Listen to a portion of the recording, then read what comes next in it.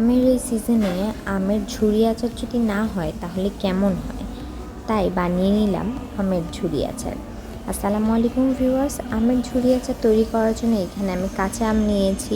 দেখেন আমার আমগুলো কিন্তু বেশ বড় বড় এবং লম্বা লম্বা আছে। এখন আমি সবগুলো আমকে সুন্দর করে ছুলে নিব। আর আমগুলা আমি পানি দিয়ে খুব ভালো করে পরিষ্কার করে নিয়েছিলাম। এখন আমি আমগুলোকে ছুলে নিচ্ছি।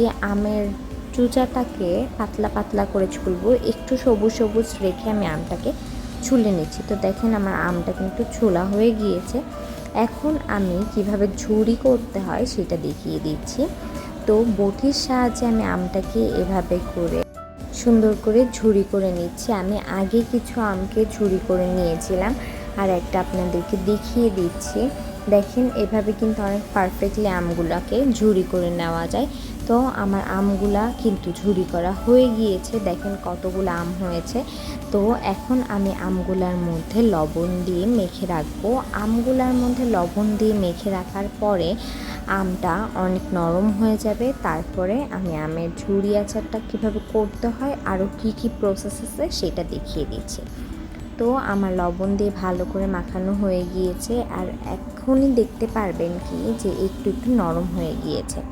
তো লবণ দিয়ে মাখার পরে আমি কিছুক্ষণ রেস্টে রেখেছিলাম আমটাকে। দেখেন আমটা থেকে কত পানি বের হয়েছে। এখন আমি আমটাকে পানি দিয়ে ভালো করে পরিষ্কার করে নিচ্ছি।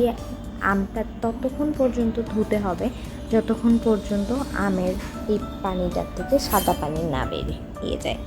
তো আমগুলো আমার ধুয়ে নেওয়া হয়ে গিয়েছে। এখন আমি একটা এরকম টাওয়াল নিয়েছি, তার উপরে আমি আমার আমগুলাকে দিচ্ছি, কারণ আমগুলা যে ধুয়ে নিয়েছিলাম আমগুলার মধ্যে যে পানিটা ছিল সেটাই টাওয়ালের উপর দিয়ে শুকিয়ে নিচ্ছে। তো এইভাবে করে টাওয়ালটা দিয়ে আমি আমগুলাকে ভালো করে শুকিয়ে নেব। শুকিয়ে নেওয়ার কিছুক্ষণ পরে আমি আমটাকে একটু ফ্যানের নিচে রেখে দিব, দেখবেন পানিটা এমনিই শুষে নিয়ে যাবে। এখন দেখেন আমার আমগুলো কিন্তু ভালো ঝরঝরে হয়ে গিয়েছে, কোনো পানি নেই এতে। এখন আমি আমের ঝুরি আচারটা করার জন্য এইখানে প্রায় 500 গ্রামের মতন চিনি নিয়েছি, আর নিয়ে নিলাম হাফ কাপ পরিমাণে পানি। 500 গ্রাম চিনি নিয়েছি কারণ আমার এখানে 1 কেজি পরিমাণে আম ছিল। আর ফ্লেভারের জন্য দিয়ে দিলাম গরম মশলা। তো গরম মশলা দিলে যে কোনো আচারের ফ্লেভারটা ভালো আসে। আর এখন আমার ঝুরি করা আমগুলোকে আমি এই চিনি শিরার মধ্যে দিয়ে দিচ্ছি। চিনি শিরার মধ্যে দিয়ে ভালো করে আমটাকে নাড়াচাড়া করে আমি ঢেকে দেব 10 মিনিটের জন্য। 10 মিনিট পরে ফিরে আসছি। দেখেন চিনি শিরাটা কিন্তু অলরেডি বলক খাচ্ছে। তো আমি আমটাকে আলতো হাতে নেড়ে দিব। আর আমটা যখন এরকম ঝুরি আচার করবেন তখন মনে হবে কি আমটা ঝুরি আচার হয়নি বা একটু ঘুটে গিয়েছে, এরকম মনে হবে। কিন্তু যখন এই আমের আচারটা ঠান্ডা হবে তখন আপনারা বুঝতে পারবেন যে এটা পারফেক্টলি ঝুরি আচার হয়ে গিয়েছে। তো আমার আমটা কিন্তু এখন গরম আছে, তাই দেখতে এরকম মনে হচ্ছে। তো বাসায় আমার দেখানো প্রসেসে একবার আমের ঝুরি আচারটা বানিয়ে খাবেন, এটা অনেক অনেক অনেক বেশি মজার হয়।